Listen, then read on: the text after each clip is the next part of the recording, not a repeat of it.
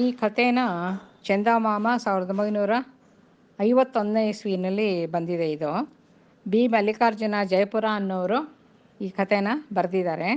ಕತೆ ಹೆಸರು ನಂದೋ ರಾಜ ಭವಿಷ್ಯತಿ ಅಂತ. ಇದು ನಾಣ್ಣುಡಿ ಎಲ್ರಿಗೂ ಗೊತ್ತೇ ಇರುತ್ತೆ ಸಾಧಾರಣವಾಗಿ. ಅದು ಹೇಗೆ ಬಂತು ಅಂತ ಈ ಕಥೆನಲ್ಲಿ ಹೇಳಿದ್ದಾರೆ. ಅದು ನನಗೆ ತುಂಬ ಇಷ್ಟ ಆಯಿತು. ಅದಕ್ಕೆ ಈ ಕಥೆನ ಹೇಳೋಣ ಅಂತ ಇದ್ದೀನಿ ನಾನು. ಒಂದಾನ ಕಾಲದಲ್ಲಿ ಪಾಟ್ಲಿಪುರದಲ್ಲಿ ಉತ್ತುಂಗ ಭುಜ ಅಂತ ಒಬ್ಬ ರಾಜ ಇರ್ತಾನೆ. ಉತ್ತುಂಗ ಭುಜ ಅಂತ ಅವನ ಹೆಸರಿರುತ್ತೆ. ಅವನಿಗೆ ಇಬ್ಬರು ಹೆಂಡ್ತಿರಿರ್ತಾರೆ. ಮೊದಲನೇ ಹೆಂಡ್ತಿಗೆ ನಂದ ಅಂತ ಒಬ್ಬ ಮಗ ಇರ್ತಾನೆ. ಆಮೇಲೆ ಎರಡನೇ ಹೆಂಡ್ತಿನೂ ಇರ್ತಾಳೆ, ಅವಳಿಗೂ ಒಬ್ಬ ಮಗ ಇರ್ತಾನೆ. ಆದರೆ ಎರಡನೇ ಹೆಂಡ್ತಿ ತುಂಬ ಚೆನ್ನಾಗಿರ್ತಾಳೆ ನೋಡೋಕ್ಕೆ. ಅದರಿಂದ ರಾಜನಿಗೆ ಆ ಎರಡನೇ ಹೆಂಡ್ತಿ ಮೇಲೆ ತುಂಬ ಮೋಹ, ಅವಳು ಹೇಳ್ದಂಗೆ ಕೇಳೋದು ಹಾಗೆಲ್ಲ ಮಾಡ್ತಾ ಇರ್ತಾನೆ. ಕಾಲಕ್ರಮದಲ್ಲಿ ಪಟ್ಟದ ರಾಣಿನ ದೊಡ್ಡ ಮಗನ ಇಬ್ಬರನ್ನೂ ನಿರ್ಲಕ್ಷ್ಯ ಮಾಡಿಬಿಡ್ತಾನೆ. ಅವ್ರು ಏನಾಯ್ತು, ಅವರು ಹೇಗಿದ್ದಾರೆ ಏನು ಅಂತ ವಿಚಾರಿಸೋದೂ ಇಲ್ಲ. ಸರಿ, ಎರಡನೇ ರಾಣಿ ಆ ರಾಜನ ವಶಪಡಿಸ್ಕೊಂಬಿಟ್ಟಿರ್ತಾಳೆ. ಅವಳು ಹೇಳಿದ ಮಾತೇ ಕೇಳ್ತಾ ಇರ್ತಾನೆ ರಾಜ. ಅವಳು ಹಾಕಿದ ಗೆರೆ ದಾಟದೇ ಇದ್ದಂಗೆ ಅವಳು ನೋಡ್ಕೊಂಡಿರ್ತಾಳೆ. ಅವಳು ನಗ್ನಗ್ತಾ ಮಾತಾಡ್ಕೊಂಡಿದ್ರೆ ಸಾಕು, ರಾಜನಿಗೆ ಅಷ್ಟೇ ಒಂದು ಸಂತೋಷವಾಗಿ ಇದ್ಬಿಟ್ಟಿರ್ತಾನೆ. ಸರಿ, ಕಿರಿದಾಣಿ ಮಾಡ್ಕೊಳ್ಳೋದೇನೋ ಸರಿ, ಅದರ ದೊಡ್ಡವನು ಚೆನ್ನಾಗಿ ನೋಡ್ಕೋಬೇಕಿತ್ತಲ್ವ, ಅದನ್ನು ಅವನು ಯೋಚನೆನೇ ಮಾಡಲ್ಲ. ಆ ಮಗುನ ಕೂಡ ಒಂದು ದಿವಸ ಕರೆದು ಬಾರೋ ನಂದ ಅಂತ ಮಾತು ಕೂಡ ಆಡಿಸಲ್ಲ. ಸರಿ, ಹೀಗೆ ಸ್ವಲ್ಪ ದಿನ ಆದಮೇಲೆ ನಂದನ ಮನಸ್ಸಿಗೆ ತುಂಬ ನೋವಾಗುತ್ತೆ. ತಾಯಿಗೇನು ಬೆಲೆ ಇಲ್ವಲ್ಲ, ಹೀಗಾಯ್ತಲ್ಲ. ಆದರೆ ಅವ್ನು ಚಿಕ್ಕ ಹುಡುಗ ಅಲ್ವಾ, ಅವ್ನಿಗೇನು ಮಾಡೋಕ್ಕಾಗಲ್ಲ. ಮುಖ ಚಿಕ್ಕದು ಮಾಡ್ಕೊಂಡು ಹಾಗೆ ತಾಯಿ ಜೊತೆ ಕಾಲ ಕಳೀತಾ ಇರ್ತಾನೆ. ಆವಾಗ ಒಂದು ಸ್ವಲ್ಪ ದಿನ ಆಗುವಾಗ ಒಬ್ಬ ಚೆನ್ನಾಗಿ ಬಟ್ಟೆಗಳನ್ನ ಮಾರೋ ಬಟ್ಟೆ ವ್ಯಾಪಾರಿ ಆ ರಾಜ್ಯಕ್ಕೆ ಬರ್ತಾನೆ.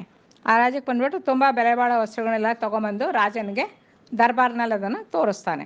ಸರಿ, ಕಿರಿರಾಣಿ ಎಲ್ಲ ಇರ್ತಾಳಲ್ಲ, ಒಂದು ತುಂಬ ಚೆನ್ನಾಗಿರೋದು 1000 ನಾಣ್ಯಗಳನ್ನು ಕೊಟ್ಟು ರಾಜ ಅವಳಿಗೆ ಒಂದು ಸೀರೆನ ತೆಗೆದು ಕೊಟ್ಬಿಡ್ತಾನೆ. ಆವಾಗ ಅಲ್ಲಿ ದಾಸಿರೆಲ್ಲ ಇರ್ತಾರಲ್ಲ, ಅವರೆಲ್ಲ ನೋಡ್ತಾರಲ್ಲ. ಆವಾಗ ಪಟ್ಟದ ರಾಣಿಗೂ ಅನಿಸುತ್ತೆ, ಅಯ್ಯೋ ನನಗೂ ಅಂತ ಒಂದು ಸೀರೆ ಬೇಕಾಗಿತ್ತು ಅಂತ ಹೇಳ್ಬಿಟ್ಲು ರಾಜಂಗೆ ಹೇಳಿ ಕಳಿಸ್ತಾಳೆ, ನನಗೂ ಅಂಥ ಸೀರೆ ಕಳಿಸಿ ಅಂತ. ಅದಕ್ಕೆ ರಾಜ ಅವಳಿಗೆ ಒಂಥರ ಅವಮಾನ ಮಾಡು, ಓಹೋಹೋ ಲಕ್ಷಣವಾಗಿದೆ, ನಿನ್ನ ಜನ್ಮಕ್ಕೆ ಇನ್ನೊಂದು ಸೀರೆ ಬೇಕಾ, ಈಗಿರೋದೇ ಸಾಕು ನಿಂಗಿರೋದೇ ಜಾಸ್ತಿ ಅಂತ ಅವಹೇಳನ ಮಾಡಿಬಿಡ್ತಾನೆ. ಆ ದಾಸಿ ಬಂದು ಆ ವಿಷಯ ಹೇಳ್ತಾಳೆ, ಈ ಥರ ರಾಜ ಹಿಂಗೆ ಅಂದ್ಬಿಟ್ರು ಅಂತ. ಅವಾಗ ರಾಣಿಗೆ ತುಂಬ ದುಃಖ ಆಗುತ್ತೆ, ಅಯ್ಯೋ ನನ್ನ ಅವಸ್ಥೆ ಹೀಗಾಗೋಯ್ತಲ್ಲ, ಏನು ಮಾಡೋದು ನಾನು ಅಂತ ತುಂಬ ದುಃಖ ಪಟ್ಕೊತಿರ್ತಾಳೆ. ಅವಳ ದಾಸಿರಲ್ಲಿ ಒಬ್ಬಳು ತುಂಬ ಬುದ್ಧಿವಂತೆ ಆದ ದಾಸಿ ಇರ್ತಾಳೆ. ಅವಳು ಧೈರ್ಯವಂತೆ ಬುದ್ಧಿವಂತೆ ಎಲ್ಲ ಆಗಿರ್ತಾಳೆ. ಅವಳಲ್ಲಿಗೆ ಬರ್ತಾಳೆ. ಅವಳು ಬಂದ್ಬಿಟ್ಟು ರಾಣಿಗೆ ಈ ಥರ ಹೇಳ್ತಾಳೆ, ದೇವಿ ನೀನು ಯಾಕೆ ಯೋಚನೆ ಮಾಡ್ತೀಯಾ, ನಿನ್ಗಂಥ ಸೀರೆ ಉಟ್ಕೊಳ್ಳೇಬೇಕು ಅಂತ ಇಷ್ಟ ಇದ್ದರೆ ನಾನೊಂದು ಉಪಾಯ ಹೇಳ್ತೀನಿ ಕೇಳು ಅಂತಾಳೆ. 6 ತಿಂಗಳಲ್ಲಿ ನಿನಗೆ ಆ ಸೀರೆ ದುಡ್ಡನ್ನು ನಾನು ಕೊಡ್ತೀನಿ, ಇಲ್ದರೆ ನೀನು ಒಡವೆ 6 ಮಾಸಗಳಲ್ಲಿ ನಿನ್ನ ಒಡವೆ ನಿನಗೆ ಕೊಟ್ಟು ಬಿಡುತ್ತೇನೆ ಅಂತ ಪತ್ರ ಬರ್ಕೊಟ್ಬಿಡು. ಅಕಸ್ಮಾತ್ ಹಂಗೇನೋ ಆಗದೆ ಇದ್ದರೆ 6 ಸೀರೆ ವಾಪಸ್ ಕೊಡ್ಬೋದು, ಇಲ್ಲ ದುಡ್ಡು ಕೊಡ್ಬೋದು, ಏನೋ ಮಾಡ್ಬೋದು ಅಂತ ಹೇಳ್ತಾಳೆ. ಆವಾಗ ರಾಣಿ ಒಪ್ಕೊಳ್ಳಲ್ಲ. ಅಯ್ಯೋ ನಾನು ಎಲ್ಲಿಂದ ಇಸ್ಕೊಳ್ಳೋದು, ಅಷ್ಟು ದಿನ ಆದಮೇಲೆ ನಾನು ಏನು ಮಾಡೋಕ್ಕಾಗತ್ತೆ, ಅವ್ನು ಕೊಟ್ಟರು ಕೂಡ ಅದನ್ನು ವಾಪಸ್ ಕೊಡೋದು ಹೇಗೆ, ನಾನು ಆ ಸೀರೆ ಇಟ್ಕೊಳ್ಳೋಕ್ಕಿಂತ ನಾನು ಇಟ್ಕೊಳ್ದೇ ಇರೋದೇ ವಾಸಿ ಅಲ್ವಾ, ನನಗೆ ಯಾಕೆ ಬೇಕಿದು ಅಂತ ತುಂಬ ದುಃಖ ಪಡ್ತಾಳೆ. ಆವಾಗ ದಾಸಿ ಈ ಥರ ಒಂದು ಶ್ಲೋಕ ಹೇಳ್ತಾಳೆ. ಏನು ಹೇಳ್ತಾಳೆ ಅಂದರೆ, ಉತ್ತುಂಗಭುಜ ನಾಶೋ ವಾ ದೇಶಕಾಲ ವಿಪರ್ಯಃ ವಣಿಗ್ಜ್ವರ ವಿನಾಶೋ ವಾ ನಂದೋ ರಾಜ ಭವಿಷ್ಯತಿ. ಹೀಗಂದರೆ ಏನು ಅಂದರೆ, ನಾವು 6 ತಿಂಗಳು ಟೈಮ್ ತೊಗೊಂಡಿರ್ತೀವಲ್ಲ, ಅಷ್ಟರಲ್ಲಿ ಉತ್ತುಂಗ ಮಹಾರಾಜ ಅವನೇ ಕಾಲವಾಗಲೂಬಹುದು. ಆವಾಗ ದೇಶದಲ್ಲಿ ಏನಾದ್ರೂ ಅಲ್ಲೋಲ ಕಲ್ಲೋಲ ಆಗಿ ದೇಶದ ಪರಿಸ್ಥಿತಿ ಬದಲಾಗಬಹುದು. ಅಥವಾ ವರ್ತಕನೇ ಏನಾದ್ರು ಜ್ವರ ಬಂದು ಸಾಯಲೂಬಹುದು. ಇಲ್ಲದೆ ಹೋದರೆ ನಂದ ಅವನು ಮೊದಲನೇ ಮಗ ತಾನೇ, ನಂದ ರಾಜ ಕೂಡ ಆಗ್ಬೋದು ಅಂತ ಅದಕ್ಕೆ ಅರ್ಥ ಇರುತ್ತೆ. ಆಗ ರಾಣಿ ಹೇಳ್ತಾಳೆ, ಹೌದಾ, ನೀನು ಹೇಳಿದ ಮಾತುಗೆಲ್ಲ ತುಂಬ ಚೆನ್ನಾಗಿದೆ, ಆದರೆ ಮಹಾರಾಜನ ಕುರಿತು ನೀನು ಹೇಳಿದ ಮಾತ್ರ ನನಗೆ ಸಮ್ಮತ ಇಲ್ಲ ಅಂತ ಹೇಳ್ತಾಳೆ.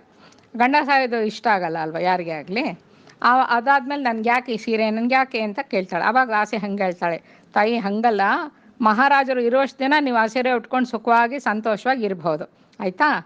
ಒಂದು ವೇಳೆ ಅವರೇನಾದ್ರು ಗತಿಸಿದ್ದೇ ಆದರೆ ಆ ರಾಜ್ಯ ನಿಮ್ಮ ಮಗನ ಕೈಗೆ ಬರುತ್ತೆ. ಮಗನ ಕೈಗೆ ಬಂದಮೇಲೆ ಆ ವರ್ತಕಂಗೆ ನೀವು ಹಣ ಕೊಟ್ಬಿಡ್ಬೋದು, ಅಥವಾ ನೀವು ಹಾಗೆ ಇಟ್ಟಿದ್ರೆ ಆ ಸೀರೆನ ನಿಮ್ಮ ಸೊಸೆ ಕೊಡ್ಬೋದು.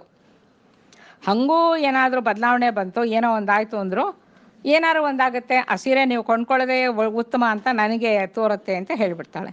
ಸರಿ, ರಾಣಿನೂ ಆಯಿತು ಇಷ್ಟೆಲ್ಲ ಹೇಳಿದ್ಮೇಲೆ ತೊಗೊಂಡೇ ಬಿಡೋಣ ಅಂದ್ಬಿಟ್ಟು ಆ ವರ್ತಕಂಗೆ ಒಂದು ತಾಳೆಗರಿ ಮೇಲೆ 6 ತಿಂಗಳಿಗೆ ಗಡುವು ಹಾಕಿ ಒಂದು ಇದು ಮಾಡಿಬಿಡ್ತಾರೆ, ಮಗನ ಕೈಲಿ ತಾಳೆಗರಿಗೆ ಇದು ರುಜು ಹಾಕಿಸಿ ಆ ಸೀರೆನ ಕೊಂಡ್ಕೊಂಡ್ಬಿಡ್ತಾಳೆ.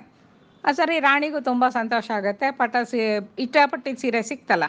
ಆ ಮಗನಿಗೂ ಸಂತೋಷ ಆಗುತ್ತೆ, ಏನೂ ಆಗದಿದ್ರು ನನ್ನ ತಾಯಿಗೆ ನಾನು ಒಂದು ಒಳ್ಳೆ ಸೀರೆ ತೆಕ್ಕೊಟ್ಟೆ, ಈ ಬುದ್ಧಿ ಚಾತುರ್ಯದಿಂದ ದಾಸಿ ಹೇಳಿದ್ರಿಂದ ಇದೆಲ್ಲ ಒಳ್ಳೇದಾಯಿತು ಅಂತ ಅವನು ಅನ್ಕೋತಾನೆ. ಹೀಗೆ ಇದ್ಮೇಲೆ 5 ತಿಂಗಳು ಕಳೆದು ಹೋಗುತ್ತೆ.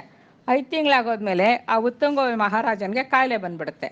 ಅದು ದಿನಕ್ಕೂ ಜಾಸ್ತಿಯಾಗಿ ವಾಸಿ ಆಗೋದೇ ಇಲ್ಲ ಅವನಿಗೆ. ಆವಾಗ ಅವನಿಗನ್ಸುತ್ತೆ, ಓಹೋ ನನ್ನ ಕಾಲ ಮುಗೀತಾ ಬಂತು, ನಾನು ಇದಕ್ಕೆ ತಕ್ಕದ ಒಂದು ವ್ಯವಹಾರ ಎಲ್ಲ ಭದ್ರ ಮಾಡಬೇಕು ಅಂದ್ಬಿಟ್ಟು ಮಂತ್ರಿಗಳನ್ನೆಲ್ಲ ಕರೆಸ್ಬಿಟ್ಟು ಅವ್ರಿಗೆ ಹೇಳ್ತಾನೆ, ನನ್ನ ಕಿರಿರಾಣಿ ಮಗ ಇದ್ದಾನಲ್ಲ, ಅವನಿಗೆ ನೀವು ಪಟ್ಟ ಕಟ್ಟಬೇಕು, ನೀವು ನನಗೆ ಆ ಥರ ಮಾಡ್ತೀರಿ ಅಂತ ನಂಬ್ಕೊಂಡು ನಂಬಿಕೆಯಿಂದ ನಾನು ಪ್ರಾಣ ಬಿಡ್ತೀನಿ ಅಂತ ಹೇಳಿಬಿಟ್ಟು ಅವನ ಪಾಡಿಗೆ ಅವನ ಕಾಲ ಮುಗಿಯುತ್ತೆ, ಅವನು ಹೊರಟೋಗ್ತಾನೆ. ಸರಿ, ಮಹಾರಾಜ ಸತ್ತೋದ್ಮೇಲೆ ಮಂತ್ರಿಗಳೆಲ್ಲ ಸೇರಿ ಒಂದು ಸಭೆ ಮಾಡ್ತಾರೆ. ಅವರು ಯೋಚನೆ ಮಾಡ್ತಾರೆ, ಅಲ್ಲ, ರಾಜ ಹೇಳ್ದಂಗೆ ನಡೆಯೋದು ನಮಗೆ ಸಮತ ಅಂತ ಕಾಣಿಸ್ಲಿಲ್ಲ. ಯಾಕೆ ಅಂದರೆ ನಂದ ಮೊದಲನೇ ಮಗ, ಆಮೇಲೆ ಅವನು ಒಳ್ಳೆ ಸುಗುಣಶಾಲಿ, ಒಳ್ಳೆ ಬುದ್ಧಿವಂತ, ಪ್ರಜೆಗಳಿಗೂ ಅವನ ಮೇಲೆ ಪ್ರೀತಿ ಇದೆ, ಅವನಿಗೂ ಪ್ರಜೆಗಳ ಮೇಲೆ ಪ್ರೀತಿ ಇದೆ, ವಿದ್ಯೆ ವಿನಯ ಔದಾರ್ಯ ಎಲ್ಲ ಗುಣಗಳು ನಂದನಲ್ಲಿದೆ. ಇಷ್ಟು ಸುಗುಣಗಳಿರೋ ಮತ್ತು ದೊಡ್ಡ ಮಗನೂ ಆಗಿರೋ ನಂದನಿಗೆ ಪಟ್ಟ ಕಟ್ಟದೆ ರಾಜ ಹೇಳ್ದ ಅಂದ್ಬಿಟ್ಟು ನಾವು 2ನೇ ಹುಡುಗನಿಗೆ ಪಟ್ಟ ಕಟ್ಟೋದು ಬೇಡ ಅಂತ ನಿಶ್ಚಯಿಸ್ಬಿಡ್ತಾರೆ. ಆ ಥರ ಆದಮೇಲೆ ನಂದನೇ ರಾಜ ಆಗಿಬಿಡ್ತಾನೆ. ನಂದ ರಾಜ ಆದಮೇಲೆ ಫಸ್ಟು ಅವನು ಆ ವ್ಯಾಪಾರಿ ಸೀರೆ ಕೊಟ್ಟಿರ್ತಾನಲ್ಲ ಅವನ್ನ ಕರೆಸ್ತಾನೆ.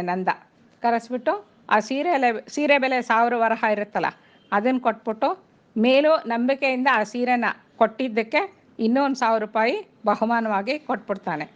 ಈ ಥರ ಬುದ್ಧಿ ಚಾತುರ್ಯ ಎಲ್ಲ ಇದ್ದ ಆ ದಾಸಿ ಸಲಹೆ ಕೊಟ್ಲಲ್ಲ, ಹೀಗೆಲ್ಲ ಮಾಡಿ ನೀವು ಅಂತೆಲ್ಲ, ಆ ಪಟ್ಟದ ರಾಸಿಗೆ ಶ್ಲೋಕ ಹೇಳಿದ್ಲಲ್ಲ, ಅವಳಿಗೂ ಒಂದು ಬಹುಮಾನ ಎಲ್ಲ ಕೊಡ್ತಾನೆ. ಆ ದಾಸಿ ಹೇಳಿದ ಮಾತು ಶ್ಲೋಕವಾಗಿ ಹಾಗೇ ನಿಂತೋಗುತ್ತೆ. ಅದಕ್ಕೆ ಏನೋ ಯಾವ ವಿಷಯದಲ್ಲಿ ಏನು ನಡೆಯುತ್ತೋ, ಮುಂದೆ ಏನು ಬರುತ್ತೋ ಏನೂ ಗೊತ್ತಿಲ್ಲ ನಮಗೆ ಅಂತ ಹೇಳೋವಾಗ ಬೇಕಾದಾಗ ಇದು ನಂದರಾಜೋ ಭವಿಷ್ಯತಿ ಅಂತ ಒಂದು ನಾಣ್ಣುಡಿಯಾಗಿ ಇವತ್ತಿನವರೆಗೂ ಬಳಕೆಯಲ್ಲಿದೆ. ಕಟ್ ಮಾಡಿ.